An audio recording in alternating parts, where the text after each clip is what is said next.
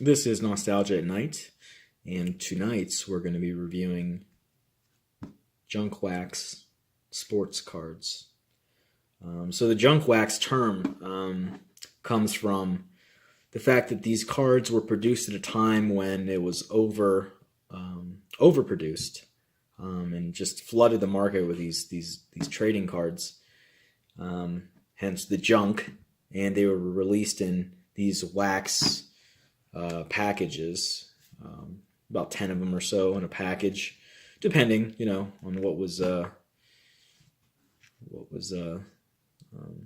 agreed upon by the publisher. But the Pro Set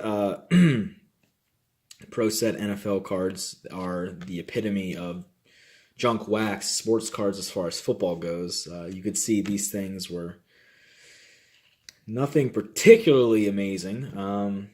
And I actually got this this stack. Well, and I'll say this: a stack of 50 or more trading cards is called a brick. So I got this brick from an antique guy. He just had gone through his collection or something like that, and he didn't want them, so he had me take them because they are essentially not too valuable. So these junk wax, junk because they're overproduced, wax because they come in wax packages at the time. So these sports cards values from the late 1980s, early 90s are essentially worthless. And we can look at these here. We can break this up, give you something else to look at.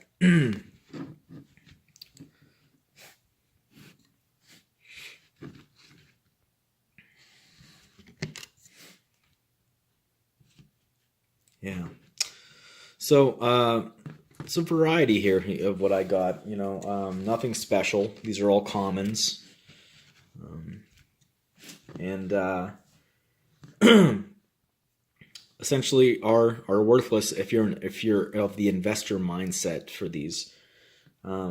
About from 1986 to 1992, everyone bought during these years. And this one, for example, let's see here. This was in 1990 is when this was released. So it's at the peak, at the tail end, rather, of the junk wax era. The market was essentially inundated with cards. Investors were predominantly there, not collectors. I remember going into one card shop back then, and there was a father and son, and they were really aggressive about getting this new set, and they're kind of contemptuous of just casual fans because they were definitely in the investment mindset. And just one of those things you always stick with you. You remember that sort of thing, oh gosh, why do these guys even collect? They don't enjoy it. It seemed like they were very anxious and angry and almost desperate for this next package of cards that were going to come out. So essentially what happened was, originally when sports cards came out, they were a method to inform people.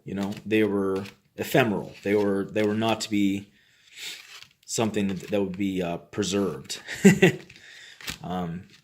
And so that's why some of the older cards prior to the junk wax era, the 60s, 50s, even the 70s have some value. But today's collectors and the people that inundated the market, or that bought the inundated market, these cards, what they did, had access to new technologies, which was plastic sleeves and boxes that protected them, and they stored them away.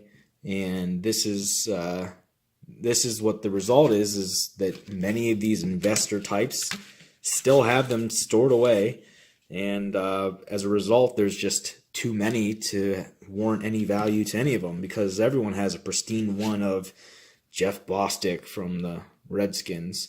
Nothing against Jeff, just saying that's how the market goes. And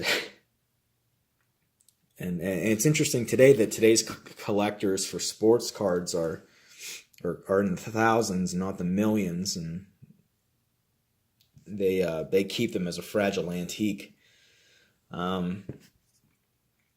Not the case prior to the junk wax era, and it was just a bad situation all around. You got your money. The manufacturers of the cards got their upfront money. They got out, and there's a lot less actually of trading card companies that exist now. Many have merged together. So you got more of like the thousands in terms of sports card collectors rather than the millions that were occurring during the junk wax era. And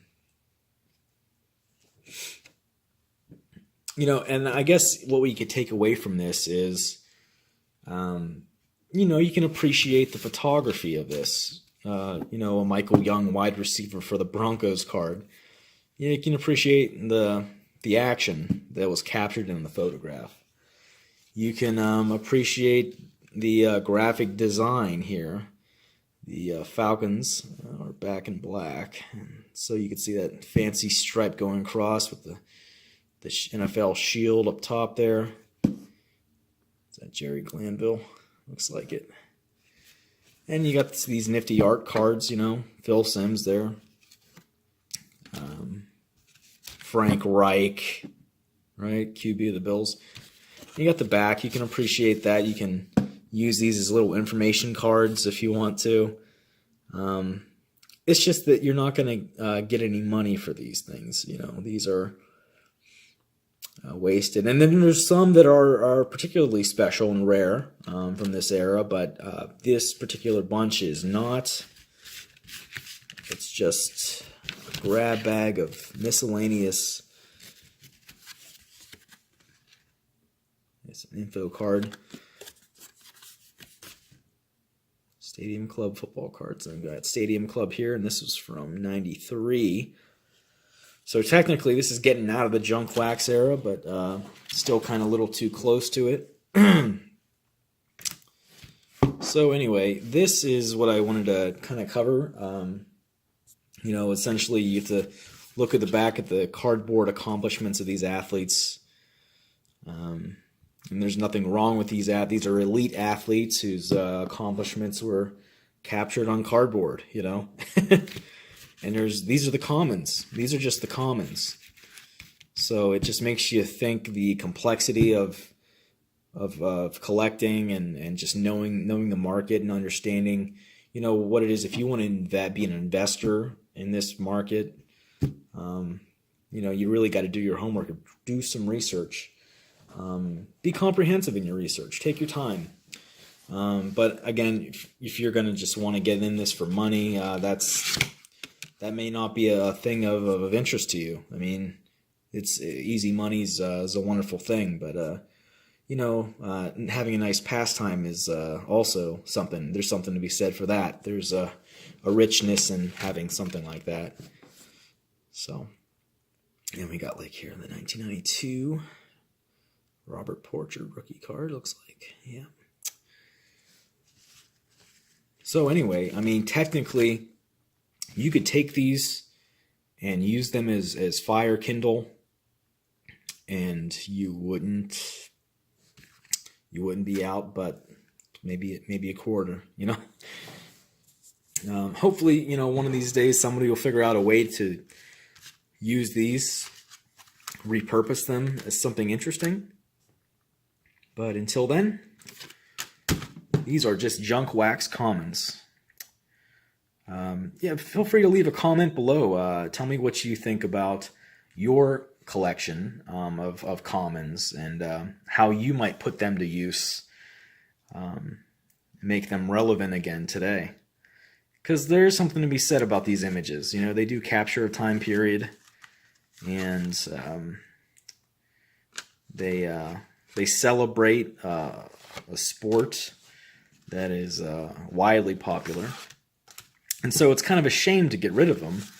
But at the same time, I mean, you can only have so many and use so much storage space. So go ahead and leave a comment. Let me know how you would repurpose these.